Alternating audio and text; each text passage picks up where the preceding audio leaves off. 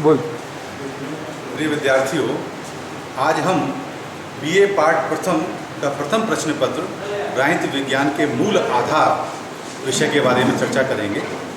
और इस विषय पर चर्चा करने से पहले मैं आपको ये बताना चाहता हूँ कि जैसा कि इसका विषय का नाम है राजनीति विज्ञान के मूल आधार, जिससे आशय ये है कि जो विद्यार्थी बीए पाठ प्रथम में आए हैं उनको कम से कम इस विषय के मूल आधारों के बारे में ज्ञान होना आवश्यक है। मूल आधार का मतलब ये है कि इस विषय के वो कंसेप्ट्स, वो संकल्पनाएं जिनके आधार पर पूरा राजनीति विज्ञान स्थापित हुआ है। अर्थात हम इस राजनीति विज्ञान के विषय के बारे में क्या जानते हैं, इसकी क्या परिभाषा है, क्या क्षेत्र है, इसकी विषय वस्तु क्या है, इसका क्षेत्राधिकार क्या है, इसके बारे में अध्ययन करने के लिए इस विषय को विश्वविद्यालय द्वारा सिलेबस में इंट्रोड्यूस किया गया। इसको आगे बढ़ने से पहले मैं आपको ये बताना चाहता हूँ कि विद्यार्थियों को ये पता होना चाहिए, सभी जानते हैं जैसा कि विषय का नाम है राजनीति विज्ञान, और राजनीति विज्ञान के विषय में सबसे अहम जो शब्द होता है वो होता है राज्य।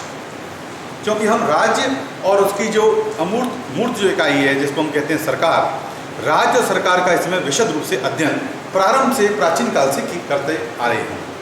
लेकिन कुछ शब्द ऐसे हैं जिनके बारे में विद्यार्थियों में अभी कन्फ्यूज़न है, उनका स्पष्ट ज्ञान नहीं है। इसलिए इस विषय में आगे बढ़ने से पहले मैं जानना चाहता हूँ, आपको बताना चाहता हूँ कि कुछ शब्दावली हैं जैसे देश, राष्ट्र, राज्य, इनके वास्तव में आशय क्या है, इनके अर्थ क्या हैं। जब इनके मूल अर्थों को समझ लेंगे तो आगे चलकर हम इनके मूल आधारों का जब अध्ययन करेंगे विस्तार से तो हम आसानी से समझ सकते हैं। जैसे पहला प्रथम शब्द है देश। अगर आपसे कोई ये पूछे कि देश किसे कहते हैं, कंट्री, जिसको इंग्लिश में कहते हैं कंट्री, ये क्या है, तो आमतौर पर विद्यार्थी कई बार नहीं बता पाते।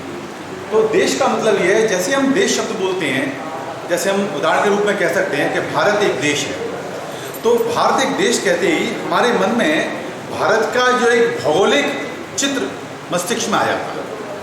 जैसे हमने भारत कहा तो हमारे मन में कश्मीर से लेकर, उत्तर में कश्मीर से लेकर दक्षिण में कन्याकुमारी तक और पश्चिम में सौराष्ट्र से लेकर और पूर्व में अरुणाचल प्रदेश का जो भूभाग है, ये पूरा जो भूभाग है इसको हम भारत देश कहते हैं। इसका मतलब ये है कि देश एक भौगोलिक संकल्पना है, एक ज्योग्राफिकल कंसेप्ट है, जिसमें हम किसी भी क्षेत्र की भौगोलिक सीमाओं का सीमांकन करते हुए हम उसको चिन्हित करते हैं, वो हमारा देश होता है। इसी क्रम में हम एक दूसरा शब्द कई बार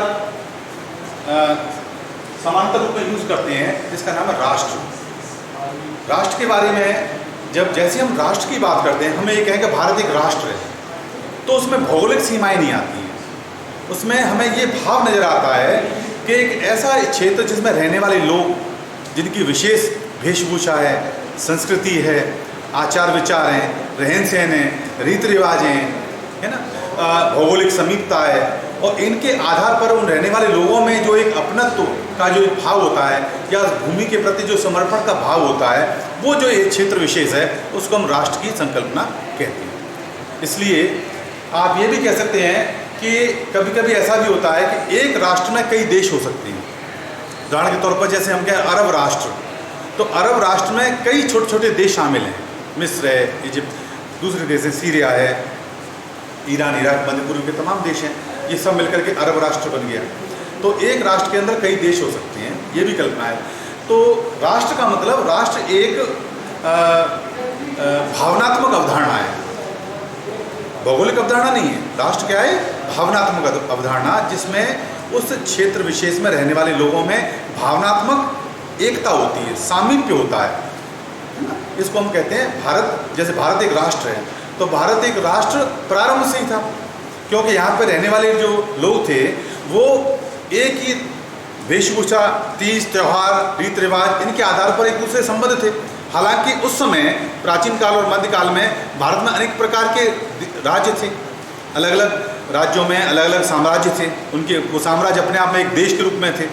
लेकिन पूरा जो भारतवर्ष है, जो इसको भौगोलिक अवधारणा के रूप में मैंने आपको भी बताया, उसमें रहने वाले निवासियों में एकता की भावना थी, उनमें एक अपनत्व का भाव था, क्योंकि संस्कृति, संस्कार, रहन सहन, रीति रिवाज, ये सब एक ही थे, उत्तर से लेकर दक्षिण तक और पूर्व से लेकर पश्चिम तक। इसलिए इस प्रकार की जो भावनात्मक एकता जहाँ प्रकट होती है वो राष्ट्र के रूप में स्थापित हो जाता है। इसी क्रम में तीसरा जो महत्वपूर्ण शब्द है वो है राज्य। यहाँ राज्य का मतलब राजस्थान, उत्तर प्रदेश, मध्य प्रदेश नहीं है, ये प्रांत हैं। राजनीतिक विज्ञान की परिभाषा में राज्य एक प्रकार का एक ऐसी राजनीतिक अवधारणा है जिसमें कुछ सामान्य विशेषताएं पाई जानी चाहिए। जैसे उदाहरण के तौर पर राज्य के लिए सबसे पहली जो आवश्यकता है वो है निश्चित भूमि, क्योंकि बिना निश्चित भूमि के राज्य की हम कल्पना भी नहीं कर सकते। राज्य मानसिक स्तर पर स्थापित नहीं होता है। राज्य के लिए एक भौगोलिक स्थिति आवश्यकता होती है, एक निश्चित भूमि की आवश्यकता होती है, लेकिन मात्र निश्चित भूमि से भी कोई राज्य की स्वीकार्यता प्राप्त नहीं करता है। उदाहरण के तौर पर अंटार्कटिका एक विशाल क्षेत्र है, काफ़ी भूमि है, लेकिन वो राज्य की श्रेणी में नहीं आता। इसका मतलब ये है कि राज्य के अलावा कुछ अन्य कंसेप्ट्स भी हैं, अन्य विशेषताएं भी हैं जो राज्य होने के लिए अपरिहार्य हैं। तो एक निश्चित भूमि के साथ साथ वहाँ पर एक जनसंख्या की आवश्यकता होती है, और जनसंख्या भी कैसी? स्थायी रूप से निवास करने वाली जनसंख्या। जैसे हम कहें कि ये गाड़ियाँ लोहार वाले हैं, ये एक स्थान से, या माइग्रेटरी जो लोग हैं, एक स्थान से दूसरे स्थान तक वो जाते रहते हैं। तो ऐसे जो लोग हैं वो राज्य की श्रेणी में नहीं आते। राज्य की श्रेणी में वो जनसंख्या मानी जाती है जो एक निश्चित भूभाग पर वो निश्चित जनसंख्या स्थायी रूप से निवास करती है, वही एक राज्य को स्वरूप प्रदान करती है। लेकिन मात्र निश्चित भूमि और निश्चित जनसंख्या से भी कोई राज्य की स्थिति प्राप्त नहीं कर पाता है, क्योंकि प्राचीन काल में अनेक कबीले हुआ करते थे, उनके सरदार हुआ करते थे, उनके जो है निश्चित लोग रहते भी थे, भूमि भी थी, लेकिन वो राज्य की श्रेणी में नहीं माने जाते थे। इसका मतलब ये है कि इन दो विशेषताओं के अलावा कुछ अन्य तत्व भी हैं जो राज्य के लिए अपरिहार्य होते हैं। और वो तीसरा महत्वपूर्ण तत्व है वो है सरकार। अर्थात राज्य तभी स्वीकार होगा जब एक निश्चित भूभाग के साथ उस पर स्थायी रूप से निवास करने वाली स्थायी जनसंख्या और उसके साथ साथ सरकार। अब वो सरकार का स्वरूप कैसा भी हो सकता है, लेकिन एक सरकार एक निश्चित सरकार होनी चाहिए जो उस क्षेत्र में कानून और व्यवस्था की स्थापित करे और वहाँ के लोगों की देखभाल करे, तो वो एक राज्य की श्रेणी में आए। लेकिन इसके साथ भी कई ऐसे क्षेत्र हैं दुनिया के अंदर जहाँ सरकारें भी हैं, निश्चित भूमि भी है, जनसंख्या भी है, लेकिन वो जब तक राज्य की श्रेणी में, राजनीतिक विज्ञान की श्रेणी में राज्य नहीं माना जाएगा, तब तक कि वहाँ एक चौथा महत्वपूर्ण विशेषता है वो है संप्रभुता। संप्रभुता, सॉवरेनिटी, सुप्रीम पावर, सर्वोच्च शक्ति। अर्थात उस सरकार की, उस राज्य की सर्वोच्च शक्ति अपने क्षेत्र विशेष के बारे में निर्णय लेने के लिए, कार्य करने के लिए वो संप्रभु होता है, वो सर्वोच्च होता है। उसके ऊपर अन्य कोई प्राधिकारी निर्देश देने के अधिकारी नहीं होता। अर्थात संप्रभुता यहाँ दो प्रकार की होती है, आंतरिक संप्रभुता और बाह्य संप्रभुता।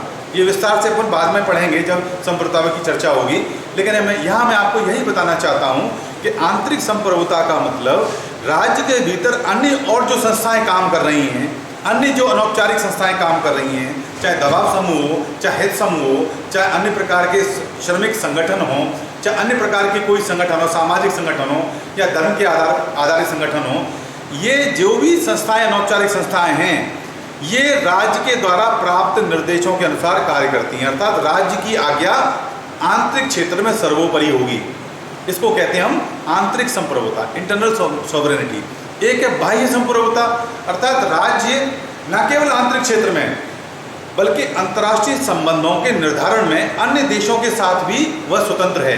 अर्थात अंतर्राष्ट्रीय समझौते और संधियां करने के परिप्रेक्ष्य में राज्य संप्रभु है, वह स्वतंत्र है, उसको गाइड करने वाला, उसको निर्देशित करने वाला कोई अन्य संस्था नहीं होती है। तो इस प्रकार मैंने आपको ये बताने का प्रयास किया है कि राज्य के जो महत्वपूर्ण जो तत्व हैं जिनके आधार पर पॉलिटिकल साइंस में हम एक संस्था को हम राज्य के रूप में पहचान कर सकते हैं, उसमें चार महत्वपूर्ण विशेषताएं हैं। पहली है निश्चित भूमि, उस निश्चित भूमि पर निवास करने वाली स्थायी जनसंख्या, उस जनसंख्या को के देखभाल करने के लिए, कानून व्यवस्था बनाए रखने के लिए एक सरकार, वो सरकार का स्वरूप कुछ भी हो सकता है, लोकतांत्रिक भी हो सकती है, अन्य प्रकार की भी हो सकती है, और संप्रभुता के साथ साथ संप्रभुता अर्थात उसको निर्णय लेने की सर्वोच्च शक्ति, उसको नियंत्रित करने वाली अन्य कोई संस्था उसके समतुल्य नहीं होती है।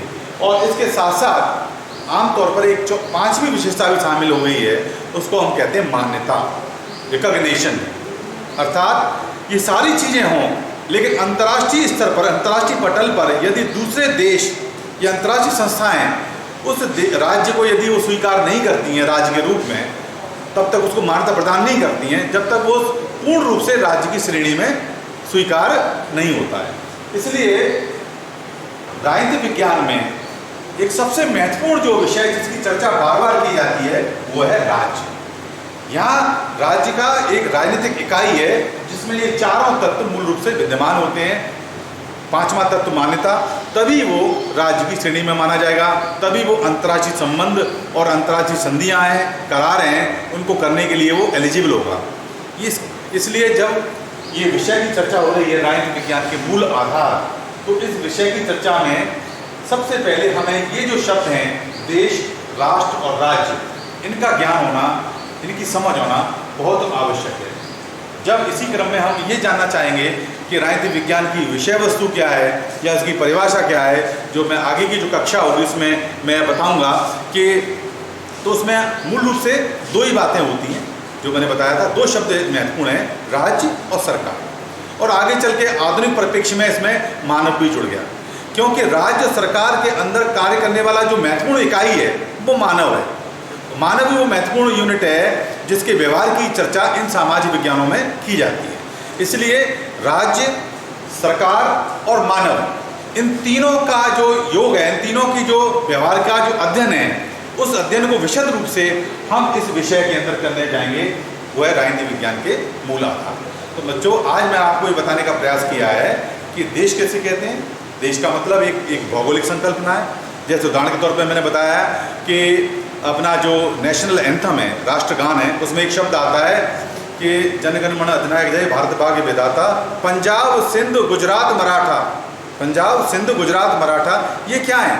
ये भौगोलिक डिस्कशन है कि हमारा जो भारत है उसमें पंजाब है, नदियों की चर्चा की गई है, पहाड़ों की चर्चा की गई है, मैदानों की चर्चा की गई है। इसके आधार पर हम एक क्षेत्र विशेष की भौगोलिक परिस्थितियों का विवरण प्रस्तुत कर रहे हैं। तो जिस क्षेत्र विशेष में भौगोलिक परिस्थितियों के आधार पर जिस क्षेत्र विशेष को चिन्हित किया जाता है वो देश की श्रेणी में आता है। और वहीं राष्ट्र की बात है तो मैंने आपको पूर्व बताया था, राष्ट्र एक भावनात्मक अवधारणा है जिसमें वहाँ के रहने वाले लोगों के मध्य जो एक भावनात्मक जो सामीप्यता आती है, जो अपनापन क्रिएट होता है, और वो किससे होता है? रहन सहन के आधार पर, रीति रिवाज के आधार पर, वेशभूषा के आधार पर, है ना, भौगोलिक समीपता के आधार पर, ये सारी चीज़ों के आधार पर उनमें एक दूसरे के प्रति समर्पण का भाव, एक भक्ति का भाव जो क्रिएट होता है वो होता है राष्ट्र। तीसरा मैंने बताया आपको राज्य। तो ये सारी चीज़ें आपको ध्यान से समझ में आई होंगी। आशा है कि आप इसका मंथन करोगे और आगे चल के जब हम विषय का हम चर्चा करेंगे राजनीति विज्ञान के मूल आधार, जिसमें राजनीति विज्ञान का अर्थ, परिभाषा और उसका विषय क्षेत्र, तो ये चीज़ें आपकी समझ में आ गई होंगी, तो विषय को आप ढंग से समझ सकते हो। धन्यवाद।